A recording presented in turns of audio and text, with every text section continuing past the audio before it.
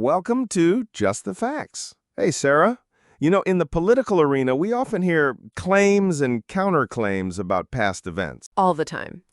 Recently, former President Trump has renewed allegations that the Russia investigation was a, quote, hoax planned by his political rivals. Right. Today, we're going to set aside the rhetoric and look directly at the documented findings of the official investigations. With me are David, a former federal prosecutor, Maria, a congressional analyst, and John, a political historian. Welcome, everyone. Glad to be here, Sarah. Thank you for having us. It's a crucial topic to get right. Let's begin with the most fundamental question, which I think it often gets lost in the noise. Maria, based on the multiple, lengthy congressional investigations, is there a factual consensus on whether Russia interfered in the 2016 election? Yes, unequivocally. This is the clearest point of agreement across the board. Okay. The Senate Intelligence Committee, which was led by Republican Chairman Richard Burr, it released a 5-volume, nearly 1,000-page report. Wow. It was a serious bipartisan effort. That report concluded the U.S. intelligence community was correct. Right. It found Russia engaged in an aggressive, multifaceted effort to influence the election with a clear preference for Donald Trump. And that mirrors exactly what the Department of Justice's own investigation found. Exactly. The very first line of Special Counsel Robert Mueller's report states the Russian government interfered in the 2016 presidential election in sweeping and systematic fashion. There's simply no ambiguity in the official record on that point. Okay, so the fact of Russian interference is settled by multiple government bodies. Yes. The real controversy then has always revolved around the question of American involvement. David, what did the Mueller Report conclude about coordination or conspiracy? This is the critical legal finding from that 2-year criminal investigation. Right. In the report's own words, the investigation did not establish that members of the Trump campaign conspired or coordinated with the Russian government in its election interference activities. It documented numerous contacts and a campaign that expected to benefit from Russia's efforts, but, and this is key, it did not find sufficient evidence to charge anyone with a criminal conspiracy. Sarah, how did Congress deal with that same question? Well, here we see a tale of two committees. Okay. The Republican-led Senate committee, in its bipartisan report, reached the same conclusion as Mueller, stating they found, quote, no evidence of collusion. Right. But the House Intelligence Committee investigation, it fractured completely. Yeah.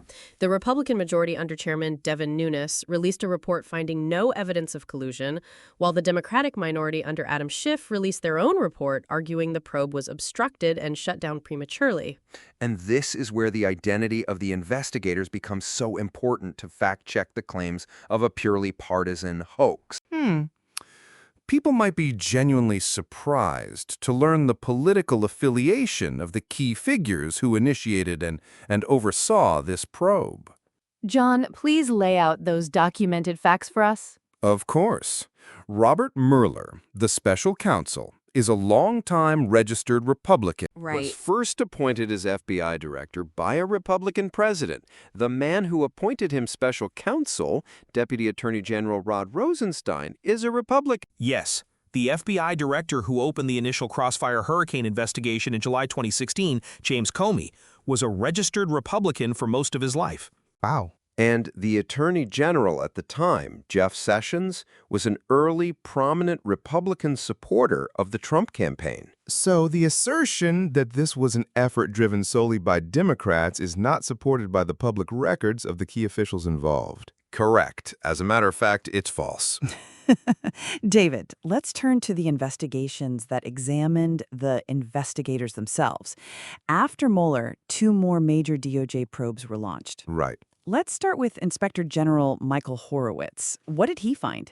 The Horowitz report it's complex because both political sides pointed to it as vindication. It concluded that the FBI had an authorized purpose and was properly predicated, meaning it was justified when it opened the investigation. It also found no documentary or testimonial evidence that political bias drove the decision to open the probe. Two other high-profile indictments against individuals outside the government resulted in full acquittals at trial. And that really brings the whole complicated story into focus. Right. You have multiple official reports, including a major bipartisan one from the Senate, all agreeing that Russia interfered. Yep. You have the same reports agreeing there wasn't evidence to charge a criminal conspiracy with the campaign. Correct. And then you have two subsequent DOJ reports confirming the investigation into that interference was itself deeply and, frankly, unacceptably flawed.